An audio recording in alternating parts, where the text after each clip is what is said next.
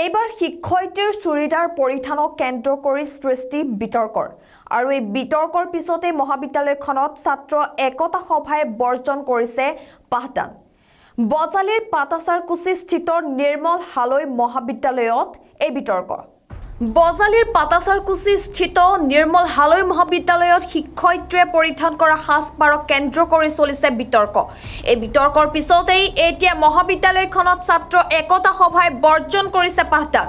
তিনিগৰাকী নৱনিযুক্ত শিক্ষয়িত্ৰী লুহিতা হাজং, সমিষ্ঠা বৰা আৰু বৰ্ণালী শইকীয়াই মহাবিদ্যালয়খনত চুৰিদাৰ পৰিধান কৰি পাঠদান কৰা কাৰ্যত ছাত্ৰ-ছাত্ৰীসকলে তেওঁলোকক অনুৰোধ জনাইছিল যে পৰম্পৰাগত সাজপাৰ পৰিধান কৰি তেওঁলোকে মহাবিদ্যালয়লৈ আহক। কিন্তু ছাত্ৰ-ছাত্ৰীসকলৰ এইখিনি কথাতে শিক্ষয়িত্ৰী তিনিগৰাকীয়ে বিভিন্ন কথাৰে ছাত্ৰসকলক দুৰ্ব্যৱহাৰ কৰাৰ অভিযোগ তুলিছে মহাবিদ্যালয়খনৰ ছাত্ৰ তথা ছাত্ৰ একতা সভাৰ সাধাৰণ সম্পাদক প্ৰশান্ত চিলে। এই গোটেই ঘটনা সংক্ৰান্তত মহাবিদ্যালয়ৰ অধ্যক্ষ ডক্টৰ ভূপেশ শৰ্মাই আজি শিক্ষকসকলৰ মাজত এখন সাধাৰণ সভা অনুষ্ঠিত কৰিব আৰু গোটেই ঘটনাৰ আজিয়েই এক সুমীমাংসাৰে অন্ত পৰিব বুলি জনাইছে। আমাৰ চুৰিদাৰ পৰিধান কৰাক লৈ আজি কিবা এটা মানে নাজানো আৰু প্ৰতিবাদ বা কি শব্দ কম প্ৰয়োগ কৰিব পৰা নাই, কিন্তু কালি একো হোৱা নাছিলে ঠিক তেনেকুৱা। তেওঁলোকে ইনফৰ্ম কৰিব আহিছিলে সন্মানপূৰ্বকভাৱে, আমিও ধুনীয়াকৈ ডিছকাছ কৰিছিলোঁ কথাখিনি।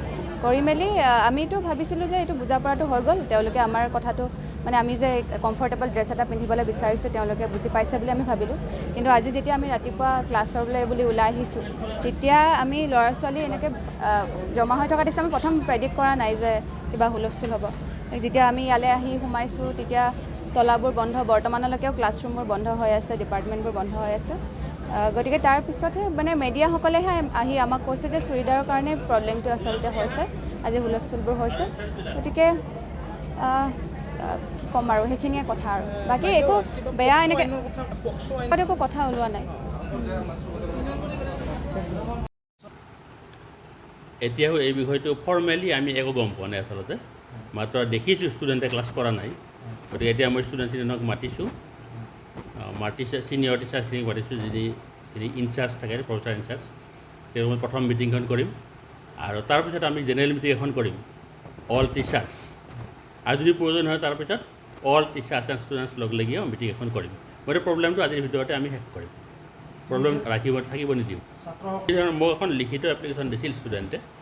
এতিয়া মই যদি এই বিষয়টোত মই অৰ্ডাৰ দিব নোৱাৰোঁ ড্ৰেছৰ ক্ষেত্ৰত, গতিকে তথাপিও মই জিবিত আলোচনা কৰিম। আৰু চৰকাৰে যিটো অৰ্ডাৰ দিছে চুৰিদাৰ পিন্ধিব পৰা বা salwar kameez, that is for secondary education, school education. কলেজৰ ক্ষেত্ৰত একো দিয়া নাই। আচলতে চৰকাৰে ভাবে কলেজ মাৰ্জিতভাৱে চলে, গতিকে কলেজত দিব লগা নাই, সেইকাৰণে কলেজৰ ক্ষেত্ৰত দিয়া নাই। গতিকে আমি কেনেধৰণে ভালকৈ চলিব পৰা যায়, কোনো ড্ৰেছকে আমি অসন্মান নকৰোঁ, কিয় মাৰ্জিত ড্ৰেছ হ'ব লাগে। আৰু ছাত্ৰসকলে কি কি কাৰণত আচলতে কৰিছে এই বিষয়টো আলোচনা কৰিলে ভালকৈ গম পোৱা যাব। হ'ব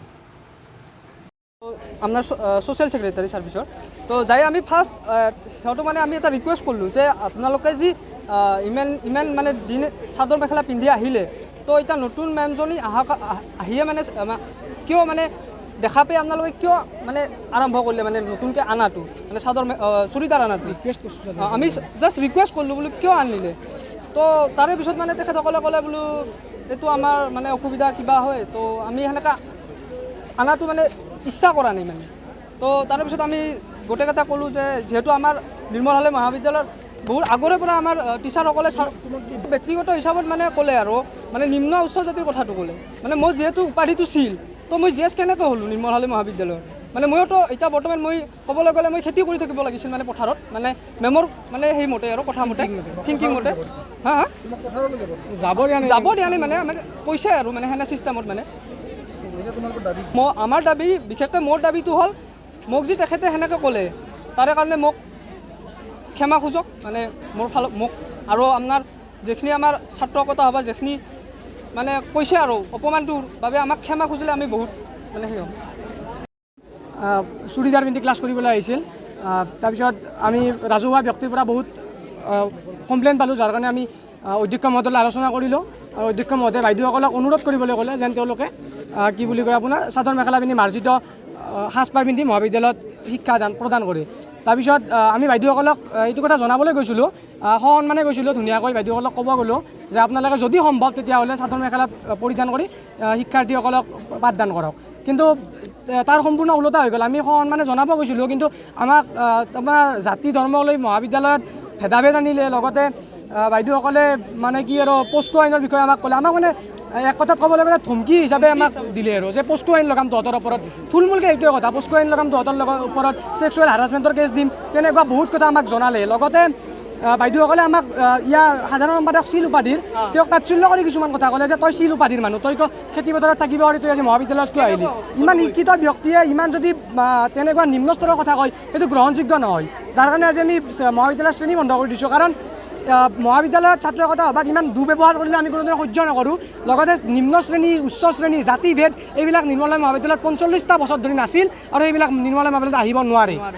এতিয়ালৈকে মীমাংসা নহয়, যেতিয়ালৈকে বাইদেউসকলে নকয় যে আমাৰ ভুল হৈছে। সাধাৰণ সম্পাদকৰ লগতে সকলোকে ৰাজহুৱাভাৱে ক্ষমা খুজিব লাগিব যে মই ভুল কৰিছোঁ, জাতি ধৰ্মৰ বিষয়ে মই ক'ব নালাগিছিল বা উচ্চ নিচ ভাৱ মই আনিব নালাগিছিল, সেইটো কথা ক'ব লাগিব। লগতে ছাত্ৰ একতা সভাৰ আমাক যেনেধৰণে কথাৰে হ'লেও ধমকি দিছে যে পস্কো আইন লগাম তহঁতৰ ওপৰত বা ছেক্সুৱেল হাৰাছমেণ্টৰ কেছ দিম, তাৰ ওপৰত আমাক ক্ষমা খুজিব লাগিব। লগতে মহাবিদ্যালয়ত যিহেতু বাইদেউসকলে আহিছে মাত্ৰ, আমি নামেই নাজানো, ভালদৰে চিনাকি হোৱা নাই, তেওঁলোকে ভালদৰে মহাবিদ্যালয়ৰ নীতি নিয়ম মানি চলক। লগতে তেওঁলোকে বেয়া কাম কৰিছে এনেধৰণৰ যে ছ'চিয়েল মিডিয়াত সেই কৰিছে যে 30% নিৰ্মলা মহাবিদ্যালয়ত 30% শিক্ষাৰ ওপৰত গুৰুত্ব দিয়া হয়, 70% কাপোৰৰ ওপৰত গুৰুত্ব দিয়া হয়। এইখন এখন ঐতিহ্যমণ্ডিত ভট্টাচাৰ্যকুছিৰ লোকৰ তেজত জড়িত মহাবিদ্যালয়। এই মহাবিদ্যালয়খনত তেনেধৰণে অপব্যৱহাৰ কৰিলে আমি কেতিয়াও সহ্য নকৰোঁ। এইটো আমাৰ সহ্য সীমাৰ বাহিৰত গৈছে। কাৰণ এই মহাবিদ্যালয়খনত জাষ্ট আহিছে আপোনালোকে, এই মহাবিদ্যালয়খনত খাপ খাওক, মহাবিদ্যালয় উন্নতি কৰক।